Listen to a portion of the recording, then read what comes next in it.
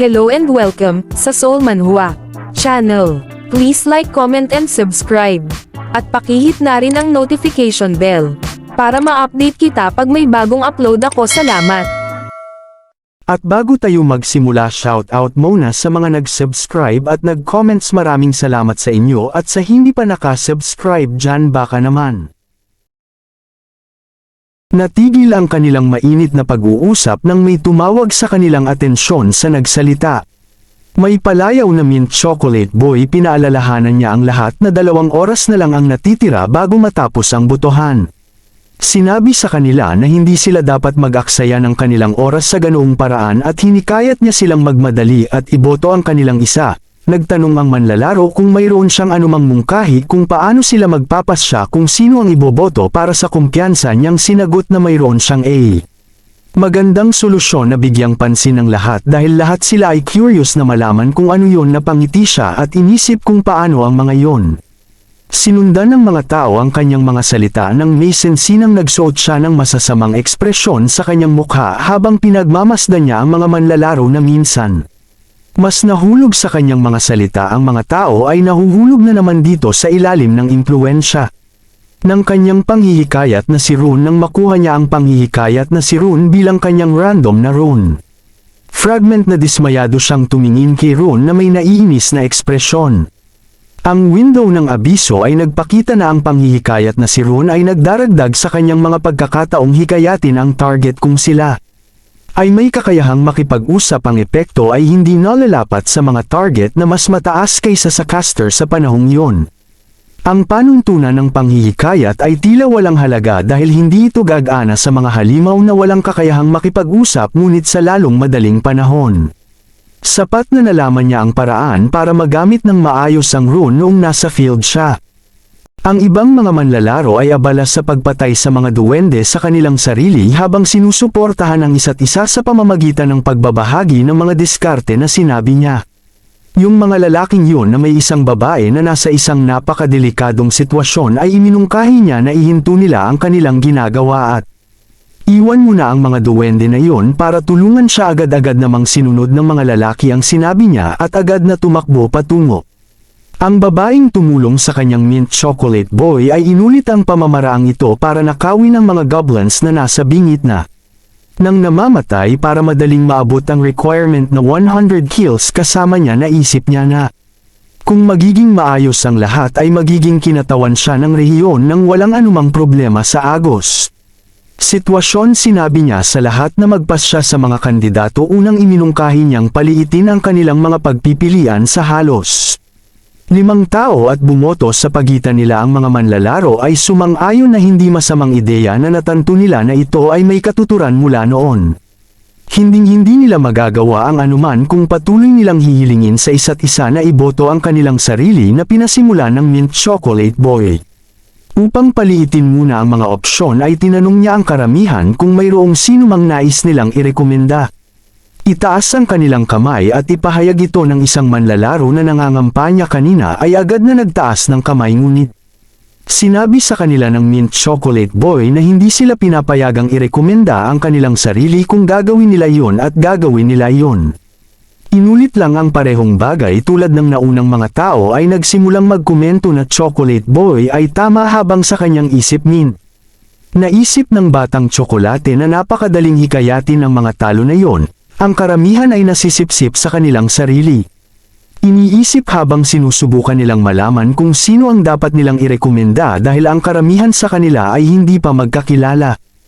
Ang iba ay nagtitimpi dahil ayaw nilang iba ang maging kinatawan maliban sa ang kanilang mga sarili. Mint chocolate boy naghintay para sa kanila. Sa kanyang isip ito ay inaasahan para sa crowd na tahimik at sa ganoong rate ang mga rekomendasyon ay magpapaliit sa mga namumukod tangi at pagkatapos ay isang manlalaro itinaas ang kanyang kamay upang irekomenda ang mint chocolate boy habang ang isang kinatawan ng mint chocolate boy ay naisip sa kanyang sarili.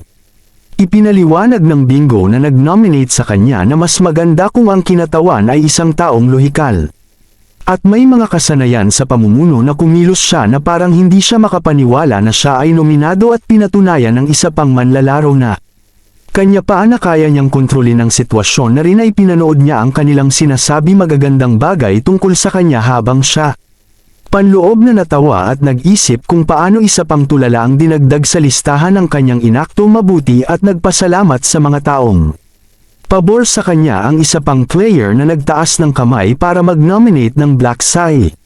Patuloy pa rin siya sa pagngiti habang iniisip kung paano makatuwirang ma-nominate ang Black Side dahil siya ang isa na umabot sa unang pwesto sa nakaraang round pagkatapos ay inirekomenda ng isa pang manlalaro ang pangalawang placer na tinawag. Ang buhay ay isang dokumentaryo na sinundan ito ng ibang tao na nagre-rekomenda ng ikatlong placer na tinatawag na Black Dragon sa aking kanan.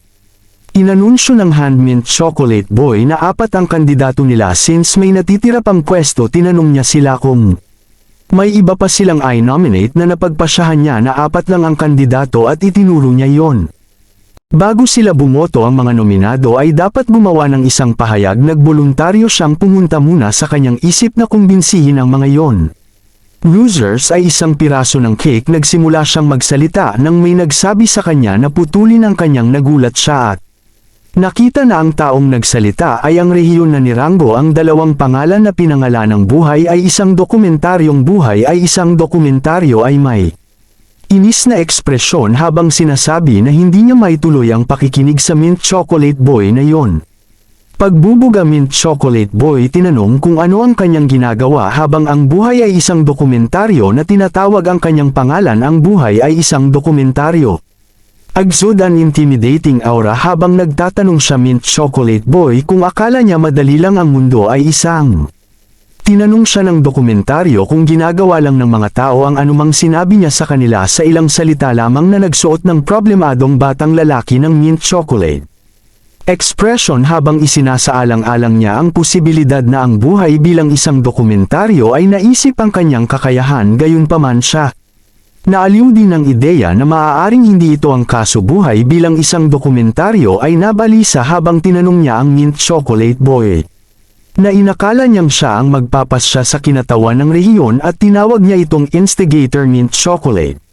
Mahigpit na sinabi sa kanya ng batang lalaki na nalampasan niya ang linya na ipinahayag niya sa kanya na mayroong isang kasabihan na sinasabi ng isang tao, salita ang kanilang muka at personalidad. Tinanong niya ang buhay bilang isang dokumentaryo kung ito ay dapat na pumili ng mga ganitong pag-alit na salita. Pagkatapos niyang magsalita ay naisip niya na ang kanyang mga salita ay gumagana din, ngunit nagulat siya nang ang buhay bilang isang dokumentaryo ay patuloy na sumumpa sa kanya. Buhay bilang isang dokumentaryo ay lumitaw na labis na galit at nagtanong kung Mint.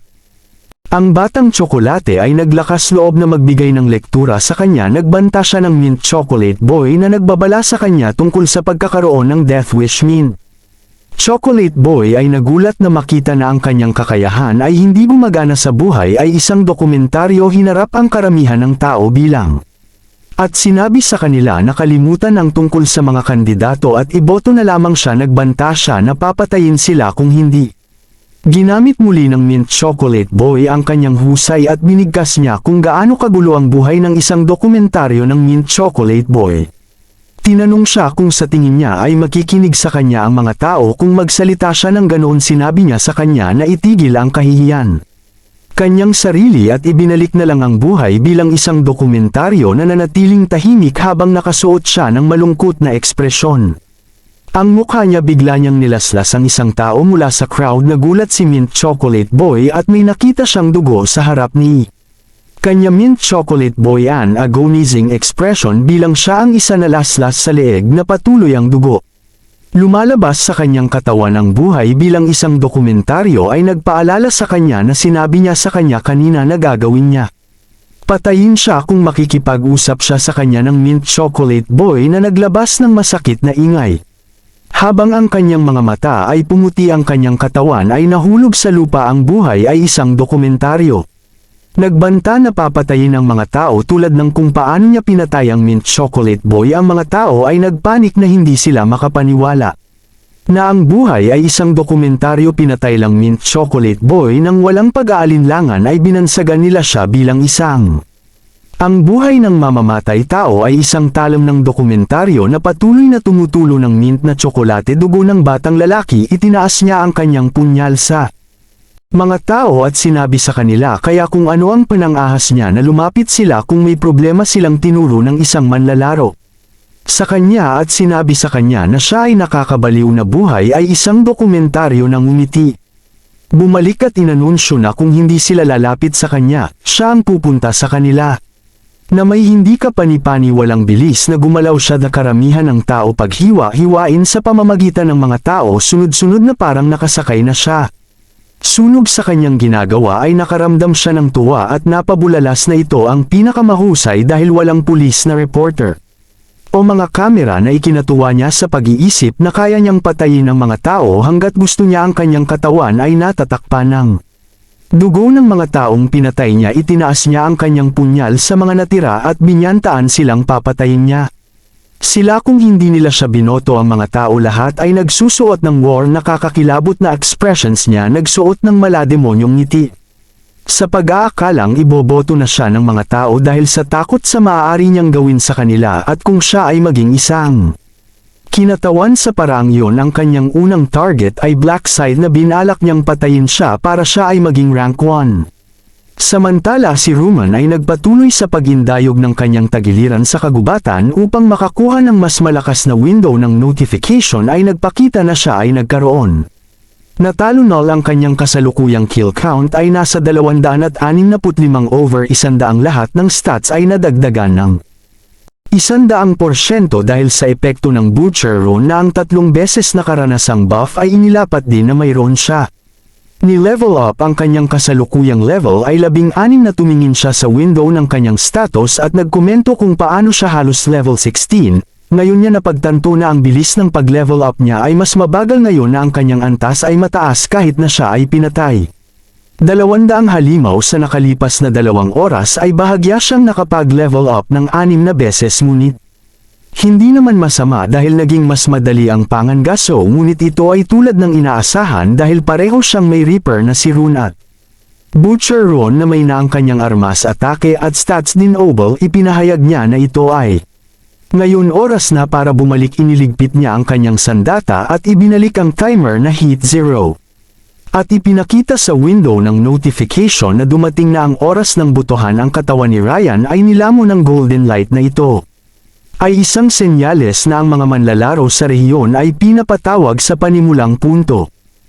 Ang oras ng pagboto ay dumating na ang mga manlalaro sa rehiyon ay ipinatawag sa panimulang punto ang 4 na sugatang lalaki na lumaban laban sa Black V na ihatid na bumalik sa panimulang punto nila na sugatan estado na bigla ang iba pang mga manlalaro pagkatapos Ain.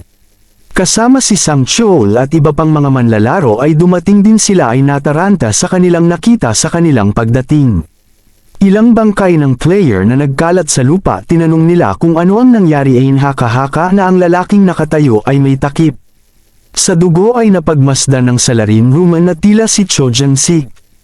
Nanaig muli si Cho Jang-sik ay ang amo ng Jang-sik Gang at siya ay ang pangalawa sa pinaka-talented manlalaban sa distrito. Sayang naman ang personality niya ay kumpleto basura. Jang-sik tumingin sa kanya na may nakakatakot na ekspresyon lalo na sa lahat ng bahid ng dugo sa kanyang mukha at katawan ay nagpasya si Ryan.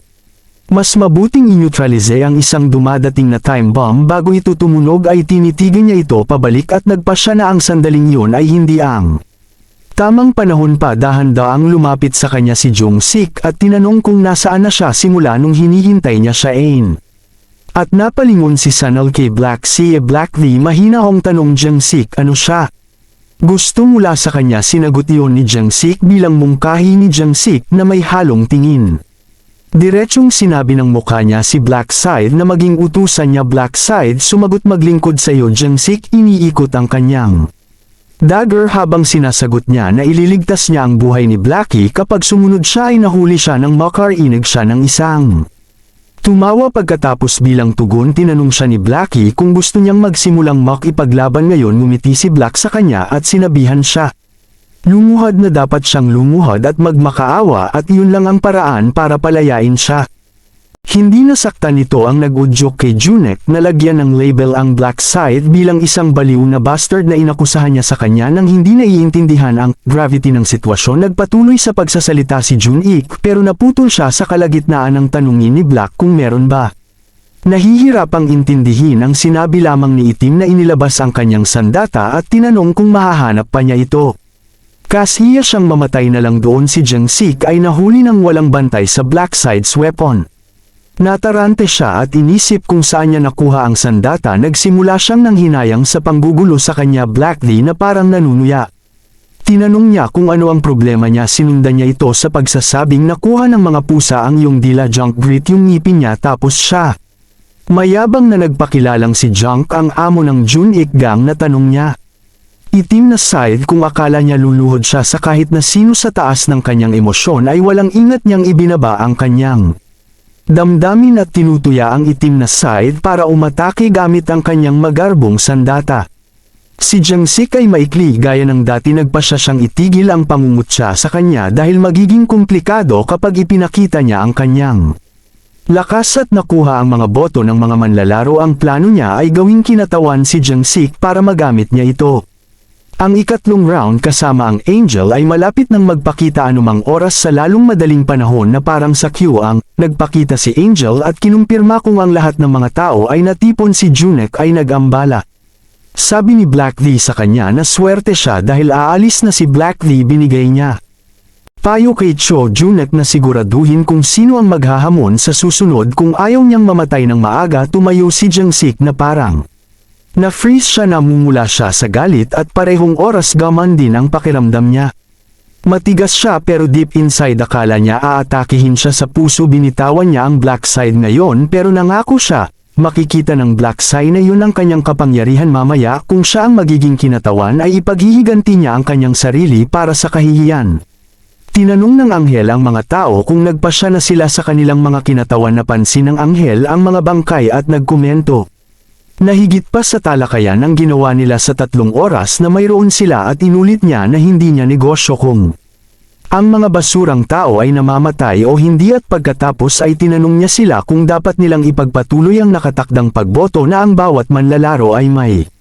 Bumukas ang screen sa harap nila na ang boto para sa kinatawan ng rehiyon ay nagsimula na. Ang bawat manlalarong may cast ng isa. Bumoto at ang manlalaro na may pinakamaraming boto ay ang kinatawan ng rehiyon na kailangan lang nilang tingnan ang taong yon. Gusto nilang bumoto at ang mga manlalarong hindi bumoto sa loob ng 5 minutong limitasyon ay aalisin sa round at mapahamak ang timer para sa pagboto ay nagsimula ng isang player na inulit ang pagtuturo. Tingnan kung sino ang gusto kong bumoto. Sapagkat habang tinitingnan nila ang kanilang paligid ay damla po ang kanilang mga mata sa isang tao. Karamihan sa mga manlalaro ay nakatitig kay Jiang Sik na may masungit na hitsura sa kanyang mukha habang siya ay may tiwala na lahat ay nakatingin sa siya at bigla na lang siyang nagulat. Tinuro niya ang isang babae at tinawag ang chubby chick na Siopaw ang nagulat at nataranta ang babae. Nagagalit siya sa hindi niya pagtingin sa kanya. Binyantaan niya itong papatayin ang babae. Depensibong sinabi sa kanya na binoto siya ni John Sik na siniyasat ang kanyang paligid habang sumisigaw ng mga banta sa mga taong siya. Pinagmamasdan ng bawat galaw at sumigaw upang hanapin ang isang taong nakatalikod. Ang tagal ng pagboto ay dumating sa isang. Sa wakas ay inihayag ng anghel na tapos na ang oras at sinabi niya sa kanila na walang sinuman sa kanila ang sapat na pipi upang subukang ice skipping ang. Sa pagboto, ipinalakpak niya ang kanyang mga kamay habang inanyayahan niya silang itala ang mga boto. Isang malaking screen ang lumabas na may mga resulta ng. Ang pagboto sa ika-5 pwesto ay ang cute na baby bird na may 5 boto na sinundan ng chubby chick.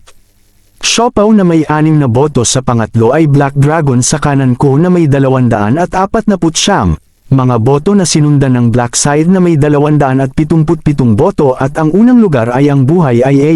Ang dokumentaryo na may 24,412 boto ay napunta si Jiang Sik sa unang pwesto ngunit siya ay hindi masaya sa dami ng mga boto na mayroon siya sa ibabaw ng itim na side na yon ay niraranggo bilang pangalawang lugar na tiningnan niya ang ilang mga manlalaro na may galit na galit at sinubukan ng mga manlalarong yun na iwasang makita ang kanyang mga mata na galit siya na hindi nila binoto. Siya at pinili ang itim na side. Sa halip ay tinapos ng anghel ang pagboto at inihayag ang buhay ay isang dokumentaryo bilang rehiyon. Kinatawan na ang kaso ay binigyan siya ng anghel ng awtoridad ng pag-uutos upang makapag-order siya ng mga tao sa paligid ng isang bintana. screen na ipinakita na siya ay naging kinatawan ng rehiyon at nakuha niya ang awtoridad ng utos na inilagay sa isang malawak. Ngiti sa dagwang mukha ni Cho Jin-guk na binalak niyang pagsisihan ni Blackie ang hindi pagpatay sa kanya sa pamamagitan ng pag-utos sa lahat na sama-samang pumatay. Blackie, may napansin siya sa screen nito, nagpapakita na ang awtoridad ng ipinakita ng command na maaari siyang mag-issue ng mga utos sa mga manlalaro at puwersahang kontrolin ang mga ito na maaaring hindi sumuway sa utos sa ilalim ng anumang pagkakataon. Maaari lamang niyang gamitin ang kasanayan ng 10 beses na maaari lamang niyang utusan ang isang manlalaro. Sa isang pagkakataon at ang kasanayan ay hindi gumagana sa mga manlalaro na may isang klase na tila siya ay nabigo sa mga kondisyon. Lalo na sa katotohanan na ang mga manlalaro na may isang klase ay maaaring baliwalain ang kanyang mga utos. Tinanong ng anghel ang mga tao kung naisip nila natapos na sila pagkatapos bumoto, ngunit hindi yun ang kaso dahil may nakatagong quest sa round na yun ang mga manlalaro. Hindi maintindihan kung ano ang ibig sabihin ng anghel. Ang ikalawang round ay isang subquest, isang window screen na ipinapakita na dapat silang makakuha ng isang advancement item sa isang klase at makakatanggap sila ng 50% discount voucher para sa item na yon kung magtagumpay sila sa Chol. At si Aaron ay tila nalilito kung ano ang advancement item o klase na ipinaalam sa kanila ng anghel na ang quest window ay nakatakdang mag-pop up ng ganoon sa level 10. Isang player ang nagtanong kung paano sila mag-level up kapag walang monsters. Ang malungkot ang ekspresyon ni Angel habang sinagot sila na ang kagubatan ay puno ng mga halimaw na sinabihan sila ng anghel na huwag magparamdam. Masama dahil mayroon lamang 880,000 katao sa lahat ng rehiyon na naka-advance sa isang klase ngayong round at siya rin. Inihayag na may isang tao sa kanilang rehiyon ang nakatanggap ng pagsulong ng klase. Ang mga manlalaro ay nagtaka kung sino ang anghel. Mas na-hype sila nang tanungin niya kung dapat nilang tingnan ang resulta ng subquest para malaman ng isang malaking screen. Ipinakita ang mga resulta ng ikalawang round subquest. Ipinapakita nito ang lahat ng rehiyon at ang numero 1 ay Black Sai level 16. Reaper na sinundan ng Heavenly Demon level 10 Dark Knight at ang pangatlong pwesto ay mga tanga level 10 Shaman at sa kanilang rehiyon ay Black Side lang ang may A. Class. May bakas ng takot sa mga players nung nalaman nilang Black Sith ang unang umabante at yon. Mag-isa lang siya sa region nila and on top of that ang klase niya ay isang Reaper. Tinitigan nila siya habang nagchichismisan. Naisip ng klase niya at ng isang player na baka ito ang dahilan kung bakit siya may dalang side kanina. Ay galit na galit si Junk sa mawalan ng pagkakataong mag-utos Blackie since may klase na siya. Naisip niya kung gaano hindi inaasahan ang Chempo Angel. Inihayag na sa round 2 rango ay iginawad sa pagkakasunod-sunod ng kung sino ang nakakumpleto ng subquest. Ang pinakamabilis na siya tumingin sa board para i-announce na yung nagpalit ng klase sa region nila Black at hindi lang yun kundi siya din ang unang lugar sa lahat ng rehiyon na humanga siya dito. Nagkomento pa siya kung paano kakaiba ang klase niya at ang palayaw niya. Kahit natugma dito ay tinanong niya siya kung paano siya nakagawa ng ganoong palayaw na pinuntahan niya upang suriin. Tanong pa sa kanya kung nakakuha ba siya ng Reaper class bago sumagot si Ryan. Casual na hindi niya alam na makakakuha siya ng isang klase na akma sa kanyang palayaw na iminungkahi ng anghel ang ideya na maging isang Reaper dapat ang kapalaran. Roman sumagot ng oo sa likod ng kanyang isip na kanyang napagmasdan. Na hindi alam ng mga anghel kung paano nakuha ang Reaper class. Ang alam lang nila ay kakaibang klase. Ang tanong ng anghel kung iyon ang kapalaran at ipinahayag niya kung gaano kawili-wiling ito ay ipinagpatuloy niya na hindi inaasahan na magkakaroon lamang ng isang tao sa rehiyon na lumipat ng klase at nilinaw niya na siya lang ang hindi maaapektuhan ng utos ng awtoridad. Ang tanong ng mga manlalaro kanya ang ibig niyang sabihin nung sinabi niya Black. Hindi siya maaapektuhan ng utos ng awtoridad. Nag-isip ang anghel kung ipagpapatuloy niya ang pagpapaliwanag sa lahat ng bagay sa kanya. Nagpatuloy na sabihin sa kanila na ang awtoridad ng utos ay hindi nalalapat sa mga tao na may isang uri sa makatuwid ang rehiyon. Hindi maaaring utusan ng kinatawan si Black na gawin ang gusto niya at mayroon ding 10 pagkakataong gamitin ang awtoridad ng command hand. Kaya lang dahil ang isa ay itinalaga bilang isang kinatawan ng rehiyon ay ibig sabihin nito Na siya ay walang tiyak na kapangyarihan ay naunawaan ng mga manlalaro ang kanyang paliwanag, ngunit ang paliwanag ay nagpagalit kay Chojang Sikhi. Ayaw malaman ng iba ang tungkol sa mga kondisyon ng awtoridad at pagkatapos ay tinanong ng anghel kung dapat nilang gantimpalaan ang itim. Side sino ang pinakamabilis na nakakuha ng kanyang klase, pinitik niya ang kanyang mga daliri, dalawang screen ng bintana ang unang lumabas. Nagpakita ng isang mensahe na binabati siya para sa pagkumpleto ng paghahanap bilang isang ranggo sa rehiyon at ang pangalawa ay isang congratulatory mensahe para sa unang ranggo sa lahat ng rehiyon. Ryan pindutin ang screen upang i-claim ang kanyang mga gantimpala para sa pagiging. Ang una sa rehiyon ay nakatanggap siya ng mababang ranggo na bihirang baluti at sa pagiging una sa lahat ng rehiyon ay nakatanggap siya ng A. Espesyal na parangal. Siya ay sinenyasan na pumili ng isa sa listahan ng mga bihirang piraso ng sandata. Mayroong isang medieval knight's armor, isang expert hunter's leather armor at isang well-ventilated mage's robe na siya na. Alam kung ano ang pipiliin. Ang unang pagpipilian ay masyadong mabigat at ang pangatlo ay halos walang silbi pagdating sa depensa, kaya siya pinili ang pangalawang opsyon na kung saan ay ang leather armor ng ekspertong hunter at pagkatapos ay inatasan siyang pumili ng isa mula sa listahan. Ng mga espesyal na gantimpala, ang mga pagpipilian ay 3 karanasan na buffs na pinananatili para sa round 3, 3,000 gold at impormasyon sa ikatlong round ay binase niya ang kanyang desisyon. Sa pagkakaalam na maraming halimaw sa ikatlong round, kaya ang halatang pagpipilian ay ang 3 beses. EXP buff. Ang anghel ay nagpahayag na ang mga gantimpala ay ipinamahagi. Ang katawan ni Ryan ay kumikinang sa ginto at ang iba pang mga manlalaro. Ang anghel ay nagpahayag na ang lahat ay makakauwi na at bago sila mag-teleport ay ipinaalam sa kanila ng anghel na ang ikatlong round ay magiging talagang masaya at sa isang nakakatakot na ngiti ay sinabi niya sa kanila na ginagarantiyahan ko. Ito ay isang malaking screen na nagpakita ng kinalabasan ng round 2 sa lahat ng mga rehiyon. Mayroon lamang 873,205 nakaligtas at sa kasalukuyang rehiyon is 455 mayroong 478 nakaligtas. May iba pang mga anunsyo tulad ng kaluluwa ay ililipat sa katawan sa umiiral na dimensyon at sa ika-1 ng Marso.